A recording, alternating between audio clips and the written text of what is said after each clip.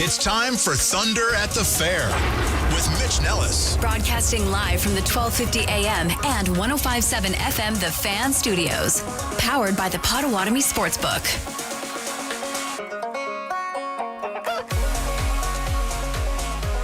This is Thunder at the Fair. My name's Mitch Nellis, a.k.a. Thunder, at the Wisconsin State Fair. Again, an absolutely beautiful day here at the fair. Sunny, not too hot, absolutely wonderful and delicious and fantastic. 84 degrees right now in West Dallas, high today of 85, so we're basically there. Low of 67 tonight. Tomorrow's going to be 85 again. Tomorrow's going to be 86. Maybe some showers in the afternoon. Maybe not. We'll see. But it is fantastic out, and you get a cool beverage in your hand. You walk around. Charlie, you're not anti a cool beverage, are you? No, I am very much pro cool beverage. I work at a place that serves lots of cool beverages. Exactly. So I think a Charlie sighting at the fair at some point. Again, I've been trying to get you out here. All right, I have an inside radio question for you. All right. Once again, our thanks to Bart Winkler for jumping on the show. All our guests on the guest hotline, powered by Gruber Law. One call, that's all. Originally, I believe on the schedule, Tommy was scheduled to work this. You and I were going to work Thursday through Tuesday, and then Tommy was Wednesday through. But something changed. It was just a busy day. I just want to make sure everybody's okay. Everything's all right. Tommy's okay. All right. He's alive over there. Yesterday was very busy, so today we were like, you know what? Tommy's got a busy day today, too. I'll help him out a little bit. I'll stick around. I'll stay around with Mitch. I know Tommy's cooler than me, and you like Tommy a little bit better, but it's all right. No. I love you both, but I just wanted to make sure that everything was okay, and that, because I'm here for hugs. You know me. I'm a big hugger, so if anybody needs a hug or anything, I'm here for it. I think Sparky will need a hug when he gets there. Sparky loves hugs. It's unbelievable. He is like, give me more hugs. I'm the huggy monster. Num, num, num, num, num. This is 1250 AM 105.7 FM. We're live on YouTube at The Fan Milwaukee. Live on YouTube at The Fan Milwaukee. Again, our thanks to Bart Winkler for jumping on. And we have two questions that we've been asking today.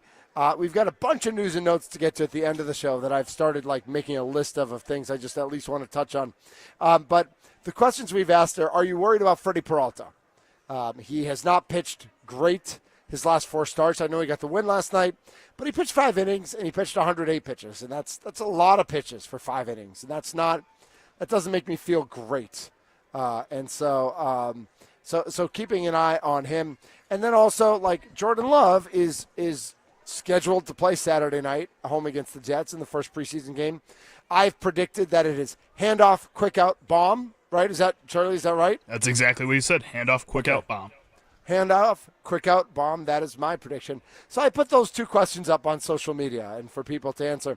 Sean writes in, start Love for a possession or 2 in the last or second to last preseason game to make sure he's meshing with our receivers. So that would be a do not play him Saturday, probably play him next week. The only problem there is that the home games are the first and the third game. The second game is an away game, so then the home fans wouldn't get to see Jordan Love, which I don't know if is that big a deal. It's probably not that big a deal, but it is nice to have Jordan Love play in front of the home fans. The other thing I'd say, and I said this earlier in the show, is he doesn't really need to mesh with anybody except for Matthew Golden. And I'm pretty sure they're meshing a lot. I know it's just training camp against your own guys, but I think there's been a lot of focus on getting those two to get on the same page. But he's played with Dobbs and Wicks and Reed and Heath, and not McCole Hardman as much, but McCole Hardman's fighting for the 6th wide receiver job or 7th wide receiver job if Watson comes back. He's played with Kraft. He's played with Musgrave. He's played with Jacobs. So whether it's Lloyd, who was hurt last year, or the other 2 guys, Wilson or Brooks, he's played with those guys. So I don't really think he needs to, and it's the same system as last year. So I don't know if I buy into needs to get on the same page as guys. Yeah, knock off the rust a little bit. I see that. You don't want him starting his first game and just being a little out of sorts. You want him comfortable. You want him attacking that first game immediately. You don't want to spend a half feeling it out and then getting comfortable because you only get 17 games. So you can't throw a half away. Like every half is important. Every quarter is important. And that's why I would say handoff, quick out, bomb. That's what I'm saying for Jordan Love when it comes to the game Saturday night. 414-677-1250 is both the talk and text line. That's the Nicolay Law Fan talk and text line. So feel free to jump in and text in your thoughts on Jordan Love or Freddie Peralta or whatever else we have going on today. The Brewers do play the Braves today, and we're going to have Drew Wagner on in just a few minutes to talk about how the Brewers in general, talk about tonight's game.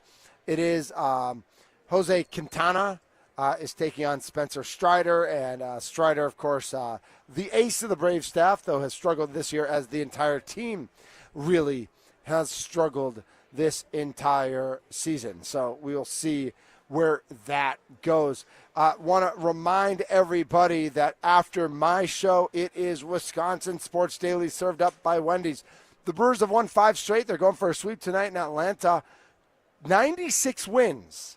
96 wins is the most in a season for the Crew. Can they top that this season?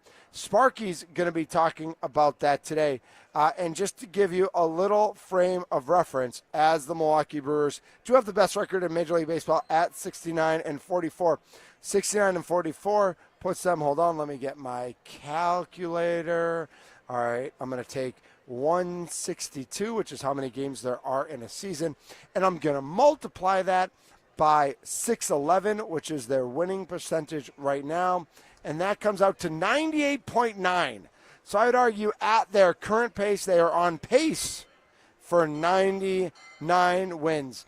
I'm not going to give any spoilers. I'm not going to predict if I think they can win 96 or not. I'm not going to make Charlie give his spoiler on that either, because, Charlie, I want you to save your best stuff for Steve Sparky Pfeiffer and Wisconsin Sports Daily, served up by Wendy's. He has claimed that topic as his own. He will get to the topic after 2 o'clock today, and I will tune in, and maybe I'll text in my answer then, because I can text in 414-677-1250 to the Nicolay Law Fan Talk and Text Club, because when I'm not on the air, I'm also listening, and I'm also texting in with all the personalities who are here. So if you want to text in, you can. But let's get to Drew Wagner next. Drew Wagner, of course, Forbes Sports, our Milwaukee baseball insider, is at all the Brewers' homes games and covering the Brewers, and just like knows that organization inside and out.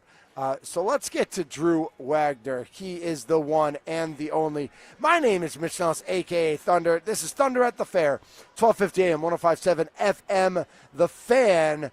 We are on the free Odyssey app, and, of course, we are live. I could do it better than that. At the Wisconsin State Fair and on YouTube at The Fan Milwaukee.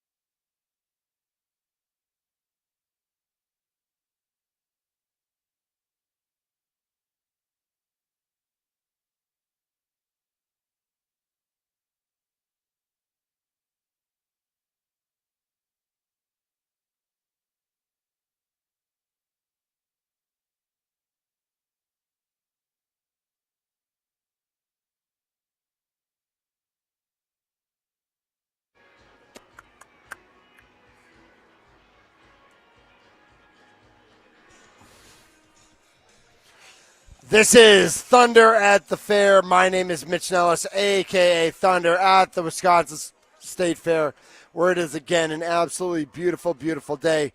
A lot of lemonade. You know those lemonades, like $9 lemonade, but then you get like a $6 refill? You drink enough of those, and I feel like it's worth it. I don't know.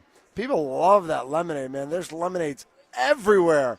So if you're coming down here, get that freshly squeezed lemonade if that is your thing. Joining us now on Thunder at the Fair is our very good friend, the magistrate of all that is magical. He is Drew Wagner. Hey, Drew. What does that even mean? Nobody knows. That's what makes it so awesome. All right. You keep people on their toes. You are in charge of the magic, basically. Okay. I think you're in charge. I think you're in charge of the magic.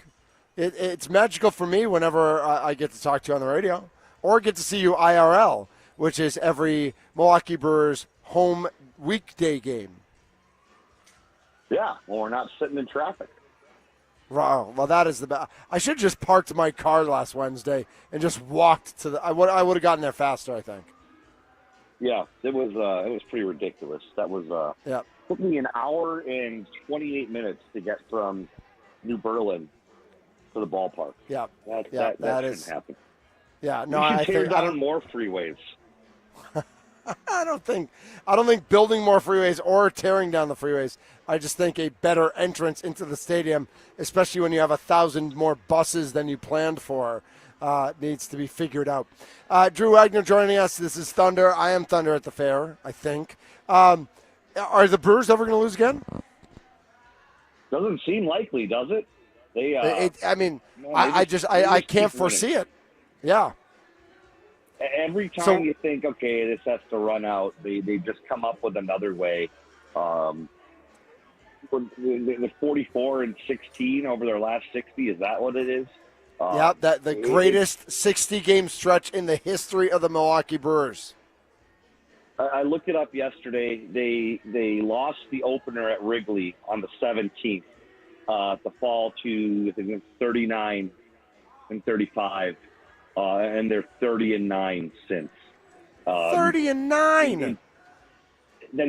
That's incredible crazy run of baseball. And they flipped that division. They fell 6.5 games back after that loss at Wrigley, and now they're 4 games up. I mean, it's a 10.5 game swing in about a 40-day, 50-day stretch is incredible. When they were since they were 21-25. They are 48-19. Yep, it's like every number,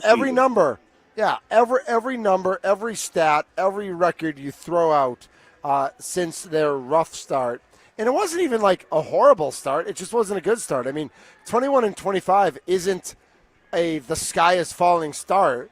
It's a slow start, and it's a little bit longer than you would have wanted it to be. But clearly, it's not an end of the world start, because we're here today on August 6th, and they are 25 games over 500. Drew, the Brewers are 25 over 500.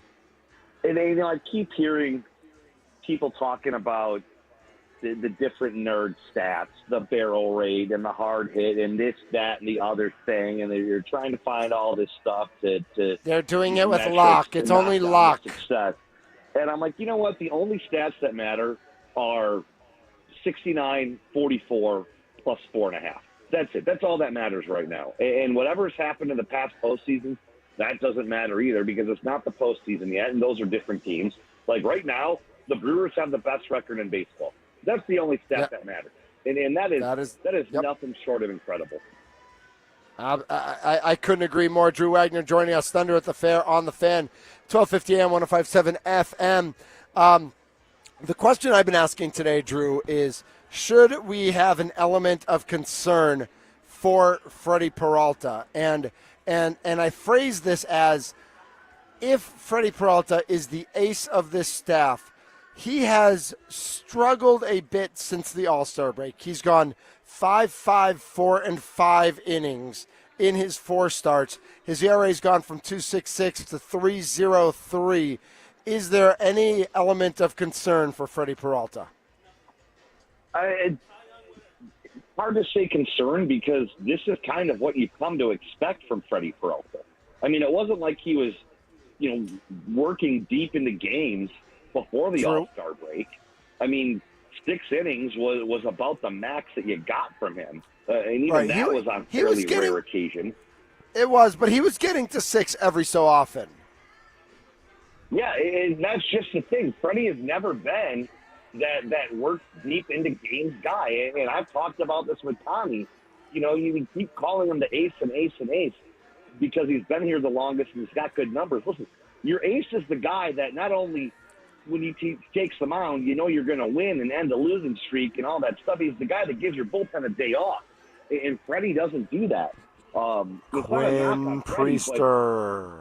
You need more out of your quote-unquote ace. Freddie's a great pitcher, but his efficiency has always been, one of his biggest downfalls. You need that guy to be more efficient, to get deeper into games. Still a very good pitcher, and not a knock on him. It's just you need more out of him. So my next question was, after talking about Freddie Peralta, if we need to talk about this conversation about ace and does this team need an ace, does this team have an ace, if you took the names off of the jerseys and you told me that Quinn Priester was your ace and Woody, since he's been back, has been your number 2 and Freddie's your 3, I think we all feel a lot better about the way Freddie's pitching if he's quote-unquote our number 3. And based on performance, that's kind of where he is right now, isn't he? Yeah, you're pretty accurate there. I was thinking last night, let's say the playoffs started today. Who's your starting rotation for a short series? Can Quinn Priester start? So I just had Bart Winkler on, and he and I asked that question. Can Quinn Priester start game 1? Of a playoff series? I mean, if you're looking at a 3-man rotation for a short series right now, Priester, Woodruff, Mizorowski, and maybe leave Freddie out for that's the tough thing. If you're looking at your 3 best starters right now, it's hard to say that Freddie is that guy, that number 1 guy. Or is there a thought to it's Priester, Woodruff, and Peralta, and whatever order they pitch in, if Woodruff can only pitch 5, or if he pitches 6 or 7 the next day, if Peralta can only pitch 5, you've got Mizorowski in the bullpen to go 4 following them. I know some people talked about, I know Tom the Painter brought up that idea of doing that in the regular season. Having just Woody, for every start that Woody has, Woody goes 5, Mizorowski goes 4, you just put those 2 out there and you're done. And that's nice and that's cute, and that doesn't really work in the regular season. But in the playoffs, in a short series, that actually is something that you could accomplish if it came to that point. Yeah, it might be something that they look at. You're right, though. You can't do that in the regular season. You can't carry a guy like that and be a man down in your bullpen, because if something happens, then you're burning that whole bullpen. Right. It just doesn't work. The piggyback approach doesn't work with the big league roster limitations. No, it can work in the short term in the playoffs, but it can't work, even in the short term over the course of a 162-game season. Drew Wagner joining us here on Thunder at the Fair. So Freddie gets the win last night. I mean, he's 13-5, and his ERA is still 3.03. Quintana's on the mound tonight, and Quintana, has been pretty steady. He's got a 3.5 ERA. Do you think they've gotten out of Quintana what they wanted? Do you think they've gotten more than they expected? And do you think even at 36, do you think he has a little, he's been another guy who's gone 5 1/3, 6, 6, 5, 5. Do you think he might have a little more to give? I think they've gotten what they expected out of him. Remember, he was signed at a time where the Brewers were desperate for starting candidates because so many guys were injured. Yep. So they got what they wanted out of him. They got stability. They got consistency out of him. I don't think they were expecting to have the surplus, the bumper crop of starting pitching that they have now. Where he fits is kind of the big question. And does he have more to give is kind of the big question. Listen, at 36, we know who Jose Quintana is. You look at his track record, he hasn't been a deep into games guy in quite some time. Can he get more? Maybe. Is there more in the tank? Maybe. But I think he is what he is. And that's a guy that's going to go out there and give you 5, maybe 5+ with a handful of runs and let your offense and defense do the rest. Yeah, Drew Wagner joining us here, Thunder at the Fair. I agree about Quintana. We talked a lot about Mizorowski and that, if it was the playoffs or if he needed to pitch, he probably could have stayed pitching. But not just he does have a bruise, but also to manage his innings and all those sorts of things. Do you think he goes right back into the starting rotation when he gets back? Do you think they work him out of the bullpen at all? And where do you think, long term this season and this season only, but into September and late September, where do you think his best spot is? It's hard to say. I'm trying to think of when he comes back. If he's back in time for that Cubs series, they're going to need an extra starter there because of the doubleheader, the 5 and 4. And it's a pretty long stretch without a day off. So I think you're going to see him in the starting rotation when he comes back, at least for a start or two. And then I think they kind of reevaluate it. Plus, it gets a little easier in September because you get to add a couple extra guys to the roster. There's going to be ways where they can shade him a bit once he comes back. Where he fits in yet, what they're going to do with him, that remains to be seen. I think they give him at least a couple of starts after he comes back. And then, we've talked a lot about the pitching.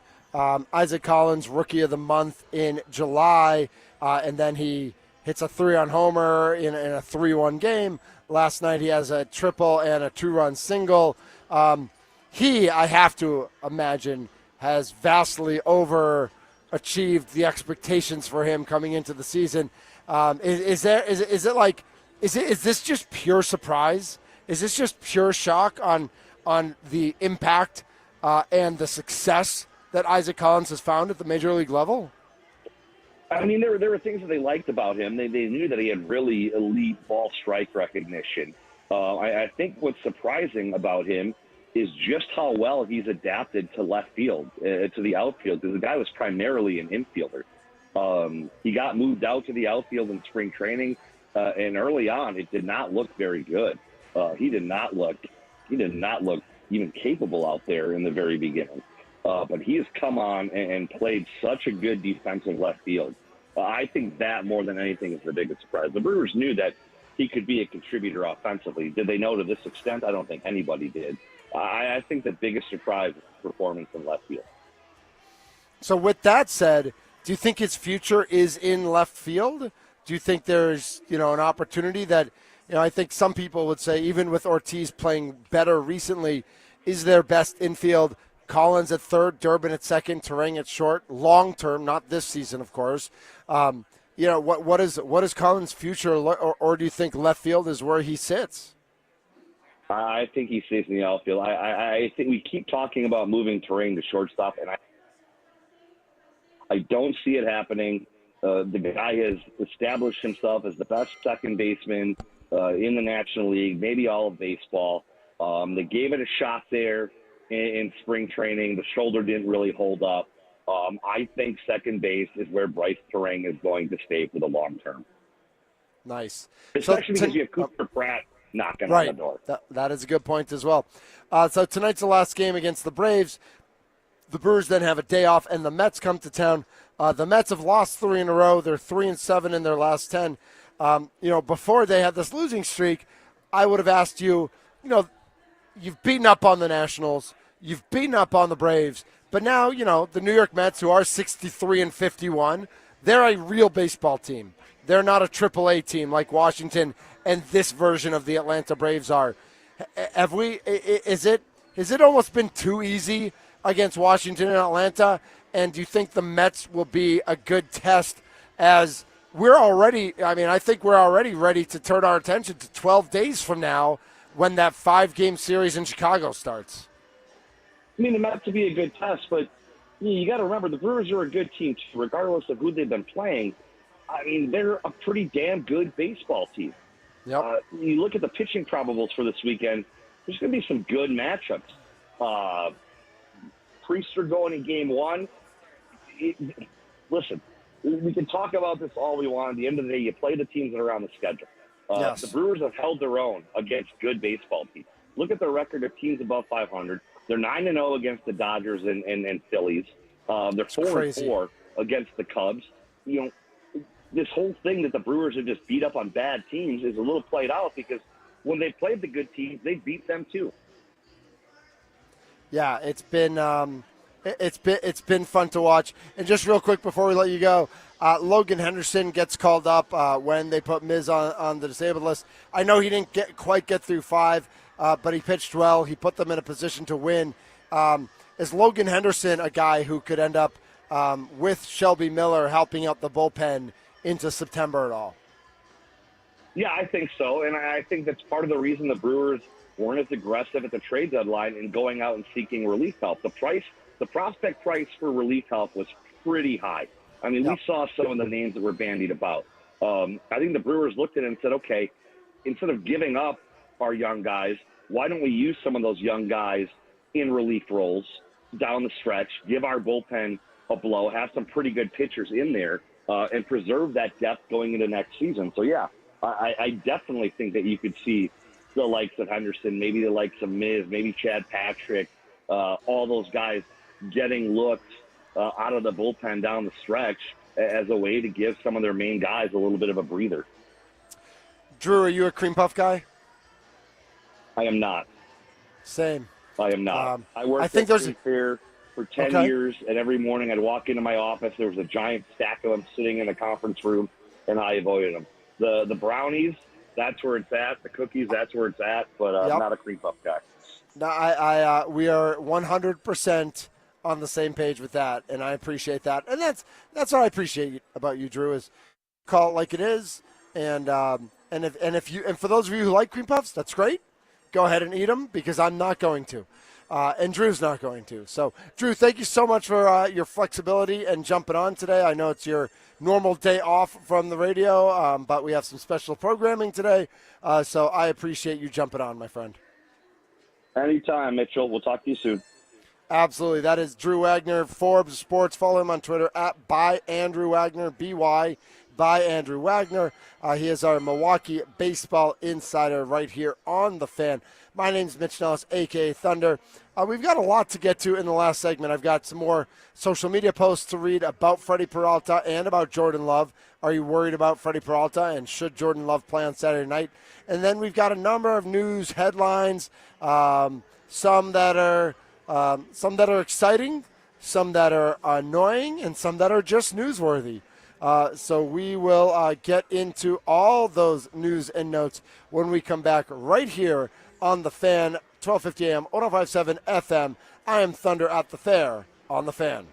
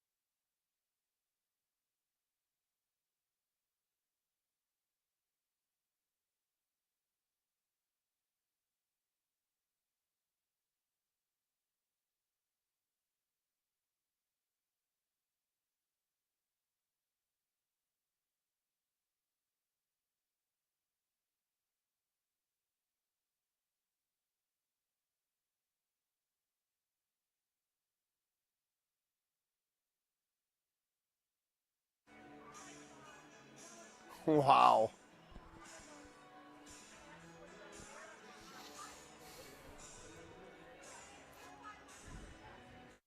The song takes me back. It's appropriate that it's opening the last segment. For those of you on YouTube, Born in the USA by Bruce Springsteen is playing. And IYKYK, if you know, you know. The song has some significant sports radio meaning in Milwaukee. My name's Mitch Nellis, a.k.a. Thunder. This is Thunder at the Fair. And shout out to Drew Wagner for joining us on the fan guest hotline powered by Gruber Law. One call, that's all. And in response to Drew Wagner, Mrs. Thunder sent me a message saying she wants a shout out that cream puffs are delicious and she would like a cream puff. So it sounds like right after the show, I'm going to have to go over to the little stand over here and buy a 3-pack and bring it home, and she can have one, and maybe I'll auction off the other 2. Charlie Usen. Yes. Cream puffs? One. I like to have one every year I go to fair. I don't want any more. Any more than one is too much. Like, cream puffs are, you get that one per year, and that sets you for the rest of the year. That's what I like. If somebody gets like a whole box of them, I won't dig into more than one. Did we ever get cream puffs at the station? Do you know? I think like we last did week? Last year. I don't think this year we got any. Last year we got some. I remember getting some last year. I can't remember ever being in radio, and maybe I should talk to my buddy Tim from here at the fair, Tim McCormick, who's the manager of communications. I can't remember ever working in radio in Milwaukee ever and not getting cream puffs delivered to the radio station I was working at before the fair as part of their publicity. And you know what I would do? Because they'd bring you like way too many, right, and they'd end up going to waste anyway. I would take one. I would take the top off. Mm-hmm. I would scoop up a little cream, and I would eat that. Like right when it was fresh, and the top wasn't mushy and gushy on the bottom or anything like that, because I was just having the top, so the top was still a little crispy, and the cream was still like cold and not runny, and it was fresh. Like that one bite was worth it. The rest of it goes all sideways. To me, cream puffs go sideways so quickly, so much more quickly than any other food. That, like, we had a funnel cake on day one, and it sat there for 20 minutes, and then we ate it, and it wasn't as good as when it first came out of the deep fryer, but it was still really good. The amount of powdered sugar on it, the taste, the texture was still really good. You let a cream puff sit for 20 minutes, and you've got a gloppy, gloopy, glop, glop on your hands that I have no patience for. So that is my take on the cream puff. And for those of you who like a cream puff, go for it. Love you. It's great. You can do what you want. I do not. Back to our social media post of the day. 2 questions. Answer either or both. 1, are you worried that Freddie Peralta is struggling a bit recently? And 2, would you play Jordan Love Saturday night in a preseason game versus the Jets? Paul says yes and yes. He is worried, and he would play Jordan Love. Ken says, Freddie needs to be monitored, but do not micromanage him. Chris Hook and Murph have their fingers on the pulse. They will handle his innings and work as they see fit. I trust in this Brewers coaching staff. As far as Love, no reason to give him reps until the last preseason game. The Packers scrimmage against other teams for practice sessions. The first teamers all get plenty of real game scenario situations in these scrimmages. However, 2 series in the final preseason game would be nice for the fans. Run a very vanilla offense that keeps contact on him to a minimum. Charlie, can you remind everybody what I have predicted for Jordan Love for Saturday night? Was it run, quick pass, deep ball, done? Yep. So run, quick out, bomb. Quick out. Yeah. Yep. Run, quick out, bomb. Not going to take a hit. Not even going to try to take a hit. The bomb might even be like 15 yards overthrown. If there's any pressure, especially, he might just chuck it out there. Tommy says, Freddie's a pro and Hook is fantastic. They'll work it out. I'd play Love 1 series. Joseph says, he's kind of worried about Freddie, but he can work through it. And again, regarding Love, he would go with 1 series. Brett says, you have a complete starting pitching staff. I'm not too worried about Freddie, but if he is struggling a little bit, make him the number 2 during the playoffs. For Love, yes, play him at least for a few series. If he goes down the field and scores, okay, take him out. If it's 3 and out, keep him in. And Frank says, I think Freddie's only struggling with pitch count. Each time he's out, the Brewers should be prepared to get 5 innings, and Love should play a series or 2 on Saturday. So a lot of people agree that Love should play a series or 2. I again will think he will play 3 plays, and there is some concern about Freddie Peralta, and I think the concern is if he's our ace, there's concern. If he's not our ace, there's less concern because in general he's pitching 5 innings and keeping the team in games and giving them an absolute opportunity to win, which I think is what he should be doing. 414-677-1250 is the Nicolay Law Fan talking text line. 414-677-1250 if you want to chime in via text or via phone call. All sorts of news and notes. I just saw this one jump over the headlines. Patriots Mike Vrabel bloodied after jumping into a practice scrum. New England Patriots coach Mike Vrabel jumped into a pile of players at Wednesday's practice with the Washington Commanders and came out with a bloodied cheek, which caught the attention of players in the ensuing huddle. That's what we're trying to build, and it starts with a head coach. Intensity, bringing it every day, taking no crap when we're out there on the field. Quarterback Drake May said, the mentality, I like it. That's what you want. Charlie, as someone who played football, is that what do you want your coach in the middle of a scrum? Hell yes. Let's is go. So easy, man. I love that. Mike Vrabel is just a football guy. Like, that is the only way to describe Mike Vrabel. It's very Dan Campbell-esque as well. He does a lot of the same thing, but they're former players, and they know what it's like to defend your team, defend your side of the ball. They want to go out there and make sure that nothing goes wrong, and I think them involving themselves shows to the team that they're all in as well. Okay, I hear what you're saying, but on the flip side, this is the NFL. Right. This isn't college. Right. This isn't high school. This isn't youth. Like, these people are professionals who get paid millions and millions of dollars. I don't know what Mike Vrabel's contract signing was, but it was probably like, 5 for $25 million or something like that? I don't even know. Is there a professionalism that trumps getting involved in a scrum like this that maybe exists at the NFL level that might not exist at other levels? Probably. There's a lot of money in between all these guys, the players and the coach, and because you're getting paid so much money, if I was running this team, I probably wouldn't be very happy if my coach has to be out for 2 weeks of the season because he tore his ACL randomly fighting all his players. Like, that would be a little frustrating because you're paying Mike Vrabel a lot of money. But at the same time, you're paying them to be football guys. That's what you want. This is the type of stuff that you look for. This is the type of stuff that's putting the Patriots on the map right now because the rest of their team isn't very good. So when you can get this type of publicity, any publicity is good publicity for any kind of corporation.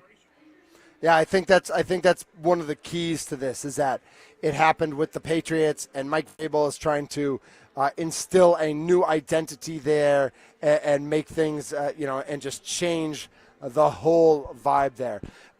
Also, some news that I saw: ESPN making a number of waves in the business world. ESPN to get NFL Network and the rights to the Red Zone. Charlie, you a Red Zone guy? I am a Red Zone guy. Big fan of Red Zone. Me too. When I have not worked professionally in sports radio in Milwaukee, there are weeks where I would just watch Red Zone even when a Packers game is on. Now that I feel like I have a responsibility to watch the full Packer game, I'll have the Packer game on the main TV and maybe set up another screen like a computer to log in and watch the Red Zone. But I love the Red Zone, and I just like it. I am like 92% sure ESPN is going to find a way to screw this up and make it and the big thing about the Red Zone is that there's no commercials, and they'll make the box a little bit smaller and have like a little ad in the corner sometimes. But in general, there haven't been commercials. Well, ESPN's going to mess with that. ESPN's going to mess with the host. Yeah, I just don't trust ESPN at all with this. I love the Red Zone. I think it's a fantastic service to people who either subscribe to the NFL Network or have it through their cable system or whatever it is. I don't trust the NFL at all here, Charlie. I think the NFL is going to find a way to mess this. ESPN is going to find a way to mess this up. I think ESPN would be very stupid to touch anything about these shows. Anything Right. that they do on NFL Network, Red Zone. But that's what they do. I know it. I know it is.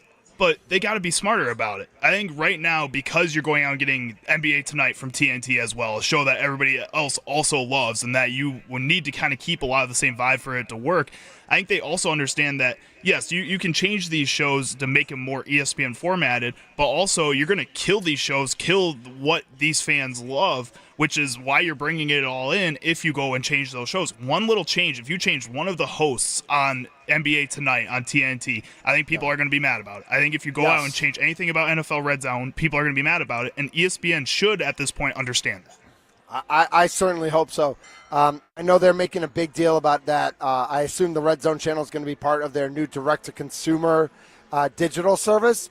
And the other news that ESPN came out with is that they are taking over WWE, what former used to be known as pay-per-views that are now PLE's premium live events. They are taking over PLE's. Currently, Netflix has Monday Night Raw, and Netflix has all the PLEs throughout the world except for in the United States. Right now, the PLEs through the end of 2025 are on Peacock. Well, in 2026, the PLEs are going to switch over to ESPN. I think the disappointing news for WWE fans is that Peacock, I think, was $7.99 a month. I think they just announced they're going up to $10.99 a month. But I think people expect ESPN's monthly service to be like $25.99 a month or $29.99 a month or something like that. And just like these exorbitant prices, again, you'll get NFL Red Zone channel. You'll get WrestleMania and Royal Rumble and SummerSlam and all those things. But, like, everything ESPN does is just so, like, I know it's business, but, like, this is why people hate billionaires, because billionaires just do jerky things all the time to the common man. And it's like we live in America and they're allowed to do it, and that's great. And we love America and yay. But it's just like we have a system that works right now. And so if you're going to go and buy that and make changes and make it worse for people, how about buy it and make it better for people? Let's make something better for the guy making $47,000 a year and working and building things and whatever it might be. It's just a little frustrating for me, Charlie. I don't mean to go out today on a downer, but I saw those two headlines from ESPN and I'm like, this is going to get worse in 26, and I feel pretty confident about that for both NFL fans and WWE fans. Probably, and I think that hopefully once they see that it does go worse, that they kind of backtrack a little bit on both of these, and again, just give the fans what they want. Like you're saying, a lot of these people, ESPN, I guess, owes them almost everything. All these people that are watching that are making $47,000 a year, all these people that subscribe to ESPN Plus just to get the 30 for 30s like I do, or just subscribe to ESPN Plus in order to get quick access to the pay-per-view fights and all this other stuff, they should, I guess, care about those people. But like all these other professional sports teams that pretend to care about their fans and then do things that make their fans mad, I think you're seeing that with ESPN as well. Hopefully that we see some change eventually. I think that's more just a young person being hopeful, though. I hear you, Charlie. So we will, again, kind of like we talked about with the Packers, we will wait and see, and we will see how this all develops. It's been another great day here at the Wisconsin State Fair. The weather, again, absolutely perfect. Maybe a little rain coming tomorrow, but we will keep our eye on that. Maybe not as well. Wisconsin Sports Daily served up by Wendy's with Steve Sparky Pfeiffer. Coming up next, the leadoff show with Tommy and Sparky today at 5 o'clock. The Brewers play tonight. It's Quintana taking on Strider, and so that'll be a challenge because Strider's actually a decent pitcher that the Brewers face for the first time in a long time. We'll see if their offense can keep humming. We are back here tomorrow. I know it's the cream puff eating contest. I'm not in it. But I might have to come a little early and check that out and see who's all a part of that. I know Radar from our sister station, The Mix, is going to be a part of that. So I might come and, cheer him on a little bit here at the fair. Again, our thanks to Drew Wagner, Bart Winkler, and Dave Schrader from WBAY for jumping on the show today. Steve Sparky Pfeiffer, Wisconsin Sports Daily, coming up next from the fair. You've been listening to Thunder at the Fair on The Fan.